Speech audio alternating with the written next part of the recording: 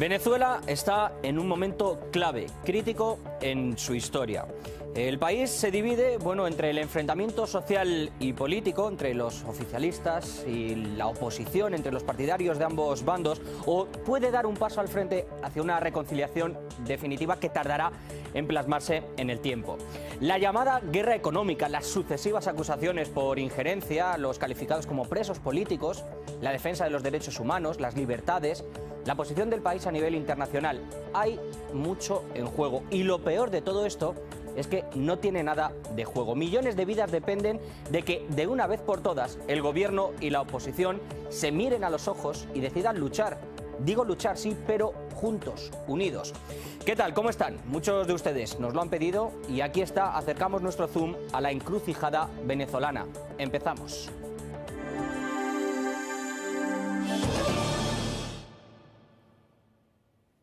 Vayamos por partes porque el tema de hoy no es nada baladí. Venezuela está en el ojo del huracán. La situación precaria en la que viven millones de ciudadanos se denuncia, sumada también a la coyuntura económica internacional con decisiones, por ejemplo, de la OPEP, y también la batalla económica para fortalecer la moneda, hacen que el país esté, como muchos analistas dicen, al borde del colapso. Pero ¿realmente es así o no? Hoy en día el gobierno venezolano intenta tomar medidas útiles para no ahogar una economía que sufre, la verdad, el azote de un dólar fuerte y que intenta luchar contra la escasez de algunos productos y contra la corrupción y la guerra sucia económica de los llamados localmente bachaqueros y también traficantes de dinero y falsificadores. Como golpe de timón, el presidente Maduro ha tomado una decisión a nivel interno para el sector financiero. Ya la conocen, es la de retirar de la circulación los billetes de 100 bolívares y emitir un cuño de billetes de mayor denominación para intentar estabilizar el aspecto monetario y cortar las manos, como él ha dicho, a los contrabandistas. Esta es una postura que muchos aplauden, pero que otros tantos dicen que de poco sirven. Desde mi punto de vista, esta medida llega para luchar contra la inflación, por ejemplo, pero también como respuesta a un mal que sufre el país y que tiene que ver y mucho con las mafias. En este caso, las que se ubican en la frontera, por ejemplo, con Colombia o Brasil, y que no es algo que yo me esté inventando, es algo que ha sido denunciado y probado por el propio gobierno bolivariano. Hay pruebas de ello. He decidido sacar de circulación los billetes de 100 bolívares en las próximas 72 horas y dar un plazo prudente para que quienes posean billetes de 100 bolívares lo declaren. La situación no es nada fácil y esta no debe ser la única alternativa que tome el gobierno desde mi punto de vista. De hecho, las decisiones a gran nivel sobre los precios del petróleo han hecho merma en las arcas estatales. Eso es una realidad y eso se refleja también en una inflación y en otros aspectos. De hecho, según el FMI, lo van a ver, el país sudamericano cerrará este año con un 700% de inflación y los expertos del fondo advierten que para el año que viene se llegaría hasta un 2200%. Los precios en Venezuela además se han elevado. Vemos, por ejemplo, en los últimos 3 años en la cesta básica de la compra que se elevó desde los 26.500 bolívares hasta más de 575.000 en octubre de este año. La gente, los venezolanos, mejor que nadie saben lo que sucede en su país y por eso nosotros les hemos querido preguntar directamente a ellos. ¿Creen que realmente hay una guerra económica? ¿Funcionarán las nuevas medidas del gobierno de Nicolás Maduro? A ustedes también les queremos preguntar. Nos están viendo a través de Facebook en directo. Déjenos sus reacciones, los comentarios. Ya saben que estamos esperando todas esas respuestas y esas preguntas que también nos quieren hacer. Nosotros hemos salido a la calle, como les decimos, y esto nos decían en Caracas. Mira, tenemos una guerra económica hace 2 años, eso sí en Ecuador. Aquí la derecha, apátrida, contando con los gringos, con los yanquis que nos quieren ver comiendo tierra, pero no nos verán. Tenemos una guerra fuerte. Pienso que las dos cosas. Pienso que hay una guerra económica y también hay una muy mala gestión, la cual ha provocado una guerra entre nosotros mismos y estamos sufriendo nosotros como población. Evidentemente que aquí estamos en una guerra planteada económicamente, financieramente, con ataque a la moneda por parte de sectores de la derecha venezolana. Todos los países que quieren ser libres y que quieren caminar con pies propios, el imperio los ataca, les hace la guerra imposible desde muchos ámbitos. Bueno, esto es lo que piensa la gente en la calle, ya lo han visto, lo que dicen las personas que sienten en sus bolsillos este golpe, esta situación, pero para remitirla, para paliarla, parece que llegan buenas noticias, al menos eso es lo que creo. Este pasado domingo se suscribió, como van a ver, bueno, pues un acuerdo entre las 11 potencias productoras de crudo que no pertenecen a la OPEP. Ahí las ven. El convenio se basa en el recorte de 558.000 barriles diarios y estará vigente a partir de enero de 2017 por 6 meses, aunque se puede extender por 6 más, y esas son otras de las condiciones que están viendo.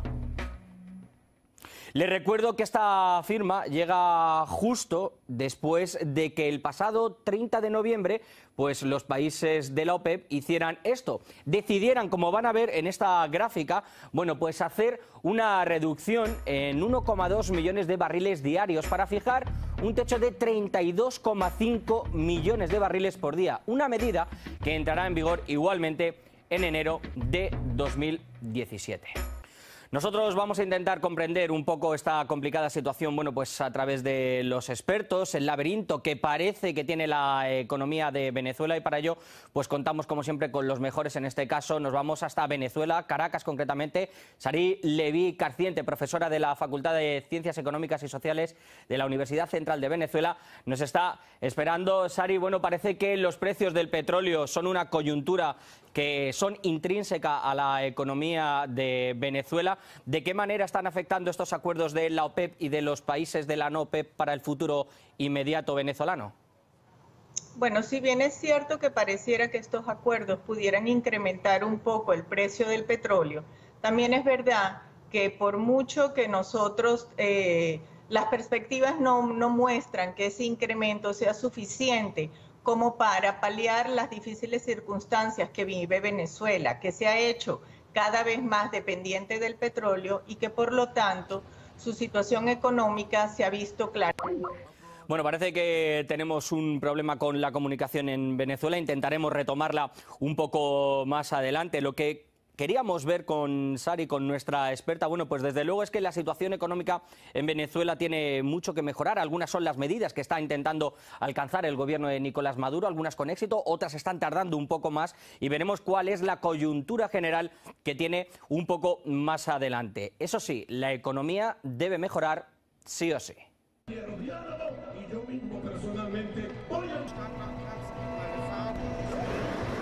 Citamos mutuamente por el Constitución.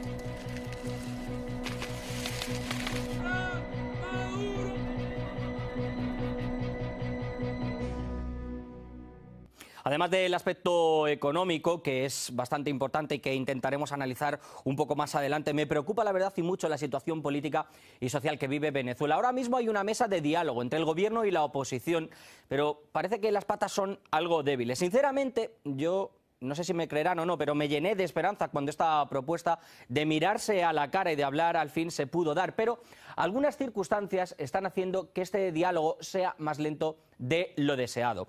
El día 12 de noviembre se abría una puerta, pero en los posteriores días no ha habido ninguna segunda reunión que certifique la voluntad de seguir trabajando para hallar una paz social que es necesaria.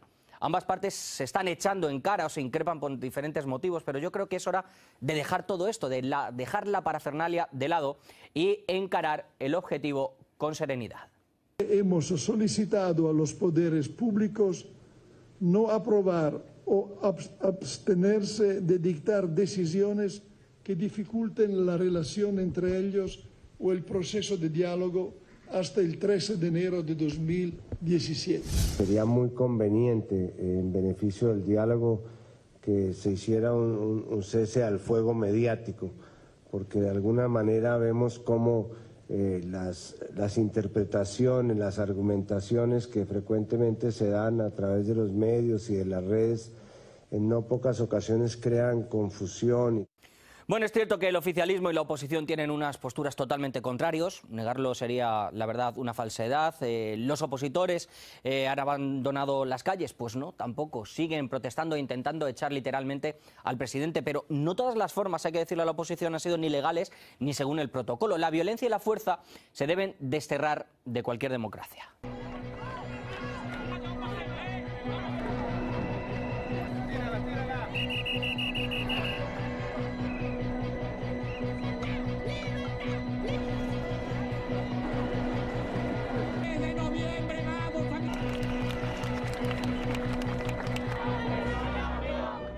Si se quiere, digámoslo así, quitar a un presidente del poder, que se haga en las urnas y no por mecanismos que hoy parecen estar de moda. Ya saben a qué me refiero, hablo de esos impeachment, una nueva forma de cambiar gobiernos. La Asamblea Nacional aprueba un proceso político contra Maduro, lo hacía hace escasamente unas horas, y también se está intentando un revocatorio, pero el Tribunal Superior de Justicia dice que no, ha desconocido esta acción. Es absolutamente nula la nueva decisión de la Sala Inconstitucional del TSJ al declarar la sentencia cautelar a favor de Maduro, que está siendo promovida por el Procurador General. En Venezuela el juicio político no existe en la Constitución de la República. Lo que sí existe es una especie de fantasía en los sectores de la derecha liderados por el presidente de la Asamblea Nacional por transpolar lo que ocurrió en Brasil en Venezuela. Una muestra más de que el camino hacia una reconciliación parece, la verdad, lejano, aunque yo tengo la esperanza de que se pueda dar. Ya lo han visto, el enfrentamiento que existe pues en los medios de comunicación también, o a través de los políticos vía Twitter o con las declaraciones. Que la oposición, yo creo, debe ser constructiva y que, en primer lugar, deje sus propias rencillas internas, porque, citando, por ejemplo, a Torrealba, dice que lo que hacen en las redes sociales alguno insulta o descalifica lo que otros hacen en la mesa. ¿Ustedes qué piensan? Vía Facebook, se lo decimos, ya saben cuáles son nuestras direcciones en las redes sociales, nos están viendo en directo. ¿Es posible esa reconciliación? ¿Puede llegar una paz social a Venezuela sin que tengamos violencia en las calles? Nosotros hemos vuelto a salir a Caracas. ¿Qué opina la gente del clima político que vive Venezuela? Aquí sus respuestas. Claro que es posible. De parte del gobierno, de los personeros humanistas, yo creo que si puedes por ellos es posible, están haciendo todas las alternativas. Es posible, pero no pienso que esto vaya a solucionar algo porque no se ponen de acuerdo. Creo que es una pelea de ambos lados y cada quien es una lucha de poderes. Aquí la Mesa de la Unidad nunca ha querido una paz, nunca. El Estado se presenta ante una mesa de diálogo. Nosotros vamos a una mesa de diálogo, de paz, para que ya no haya más muertos en Venezuela. Pues eso es lo que yo deseo también, señora, que no haya más muertos en Venezuela por este clima. Mi deseo es ese, que se puedan sentar las partes que están implicadas, que dialoguen, que se llegue a un acuerdo, sobre todo por el bien de la gente, por el bien de Venezuela, por un futuro de los venezolanos en los que no siempre se esté hablando de injerencia, de agresiones, de acusaciones, y que se deje que vivan en libertad dentro de su propio país, que se desarrolle, aunque ahora parece que a nivel internacional le han salido otros rivales a Nicolás Maduro, en este caso unos vecinos un tanto cercano. Hay que decir que el Mercosur parece que ha dado la espalda a Venezuela, en concreto 3 países, Brasil, Argentina y Paraguay, lo que se ha venido a llamar como la Triple Alianza, pero el presidente venezolano y su gabinete resisten.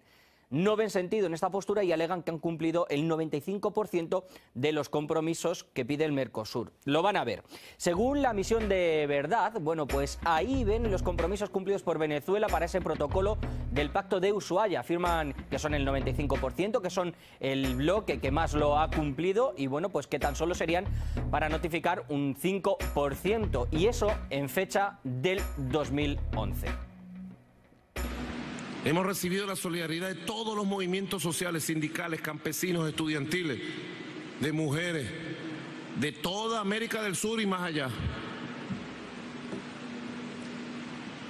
Y yo estoy seguro que los vamos a derrotar moral, política e institucionalmente.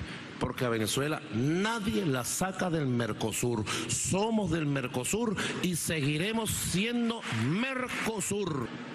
Contexto complicado a nivel regional, en el punto de mira también en el escenario internacional y también una situación delicada a nivel interno. Venezuela vive, bueno, pues en una encrucijada, como les decíamos. Vamos a abordar el futuro político, también económico de Venezuela, con Miguel Tinker Salas, historiador venezolano y profesor en el Colegio Pomora. Miguel, muchísimas gracias por estar con nosotros, por empezar por este último tema que estábamos tocando. Situación complicada la que aborda ahora mismo Argentina a nivel regional, en este caso, con lo que hemos visto en las últimas horas con el Mercosur, ¿no? Sí, sin duda, y hay que recordar que la decisión de Mercosur no es una decisión económica, porque bajo todo criterio, económicamente, le conviene a Mercosur tener a Venezuela dentro de la alianza económica de la región del sur. Esta es una decisión política por parte de sectores, en el caso de Argentina, en el caso de Brasil y de Paraguay, es una actitud política de retribución hacia Venezuela, porque Venezuela representa una alternativa concreta a los nuevos gobiernos neoliberales neoliberales que hay en la región. Hay que entender que Mercosur, dentro de un contexto anterior, con la presencia de Lula en Brasil, Kirchner en Argentina, Pepe Mujica en Uruguay, tenía una relación muy cercana con los países de la región, con el cambio dramático, con el impeachment ilegal en Brasil, con una elección reñidísima en el caso de Argentina y con la continuidad del poder político de los conservadores en Paraguay, se cambia la dinámica y la reacción hacia Venezuela es una reacción política, porque en realidad Venezuela sí cumplió con las medidas que se le solicitaba. Entonces la realidad es una postura neoliberal por el cambio de modelo que hay en la región y lo que se ha impuesto, y por lo tanto el tratar de aislar a Venezuela corresponde a una agenda política. Miguel, seguimos hablando de política. En cuanto a las agendas, citabas por ejemplo el caso de Brasil, como escuchábamos también a la canciller venezolana hablar de, parece que ahora está esto muy de moda, el tema de los impeachment. En caso de Venezuela se está hablando de ese referéndum revocatorio que no está en el marco de ninguna legalidad, como hemos visto en el proceso, ¿no? Parece como que se estuviera intentando echar al presidente sí o sí, y no se puede esperar a las urnas para que se decida democráticamente.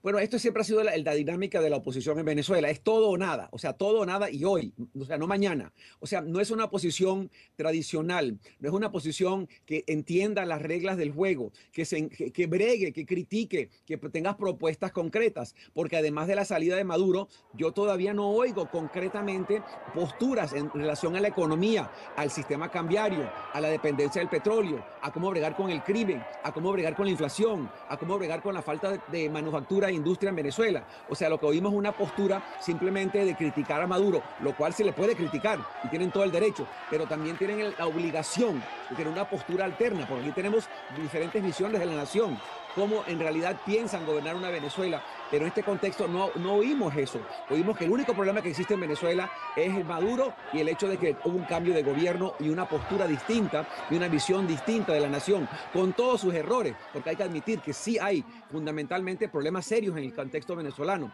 pero sí, eso ha sido siempre uno de los problemas fundamentales de esta oposición. En primer lugar, la falta de unidad entre ellos, aceptar el hecho de que hay diferentes posturas en Venezuela, tanto en la izquierda como en la derecha. O sea, aquí no estamos hablando de una izquierda que apoya a Maduro únicamente. Hay serias críticas dentro de la izquierda y las debe haber. Igual también debe haber serias críticas dentro de la derecha para poder realmente hacer un planteamiento de cómo mover esta nación hacia adelante, cómo alterar las condiciones que cada 10, 15 años se vuelven a ver con una crisis, cuando baja el precio del petróleo, con una crisis que en este caso es sin precedente. Miguel, hablaremos un poco más adelante de dinero, de economía, pero me gustaría, en este clima que estamos teniendo de conversación precisamente y de autocrítica que se deben hacer ambas partes, esa mesa de diálogo, ¿no? Esa mesa por esa paz social que debe llegar ahora a Venezuela.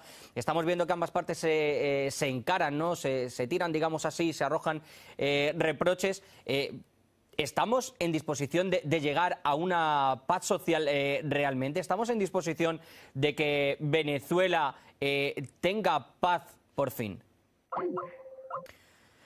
Bueno, pues parece que estamos teniendo también algún problema con la conversación con Miguel Tinker, en la que queríamos, bueno, pues destacar sobre todo cuál es ese clima, cuál es, bueno, pues el diálogo que tiene que haber en la mesa para que Venezuela llegue, bueno, pues a un punto de partida hacia la paz, que desde aquí, desde el Zoom, en este caso, mi punto de vista personal es que desde luego se tiene que dar.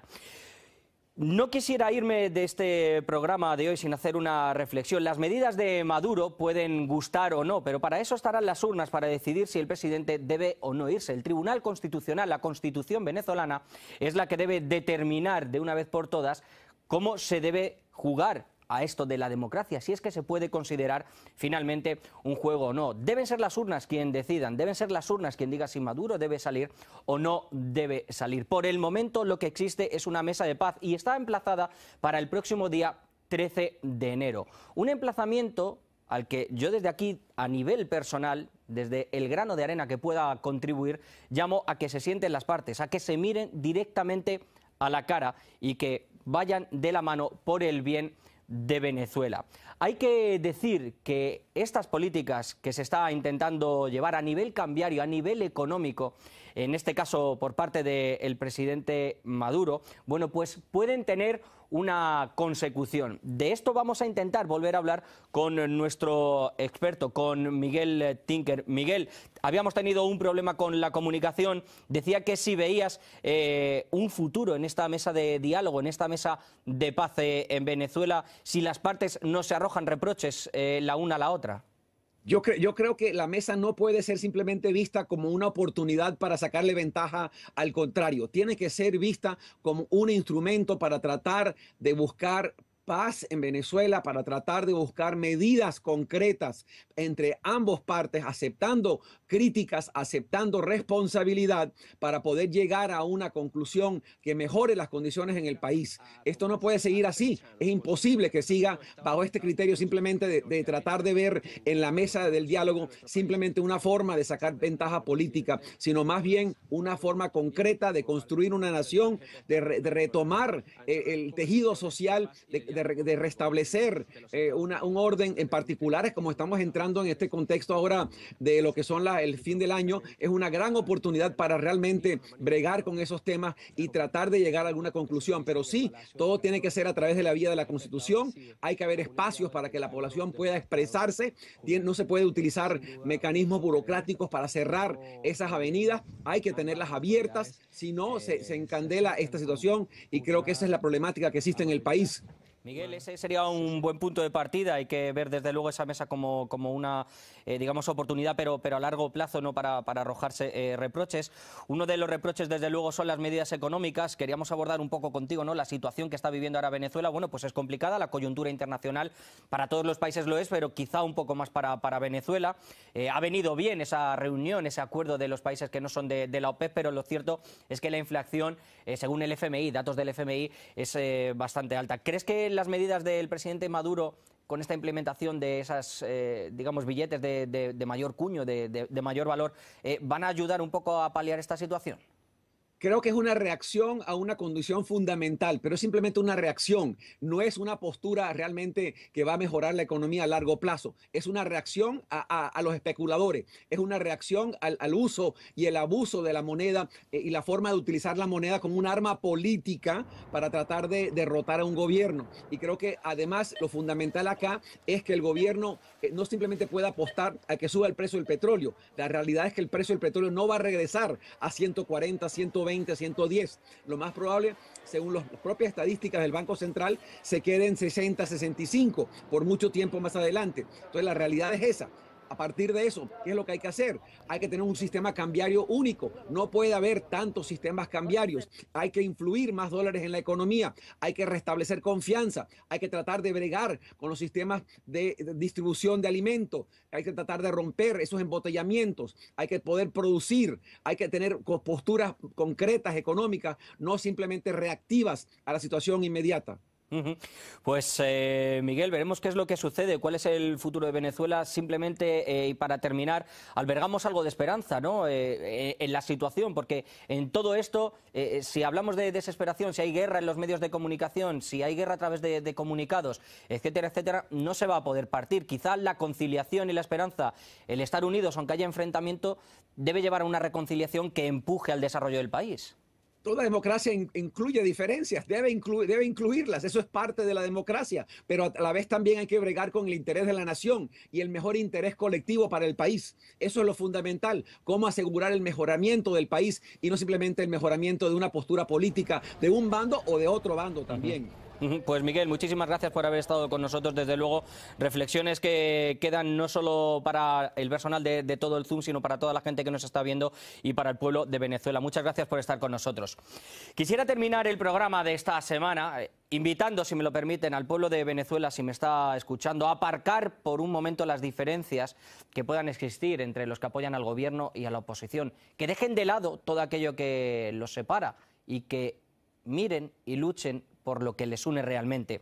Si hacen examen de conciencia, pero verdadero, verán que lo que quiere todo el mundo es el bien para Venezuela: paz, paz social, justicia, desarrollo económico, mejorar las condiciones de vida, y eso no se logra con una constante lucha los unos contra los otros, se logra de la mano, dialogando, comprendiendo y, voy un poco más allá, perdonando también. Venezuela tiene en su mano el poder ser lo que el país quiera ser, que es mucho y muy grande. Tiene recursos, tiene potencial, tiene un pueblo que ha demostrado que está por encima de las dificultades. A los que intoxican con mensajes les digo, yo personalmente, dejen que los gobernantes y los dirigentes de la oposición se entiendan de una vez, por favor, no malmetan.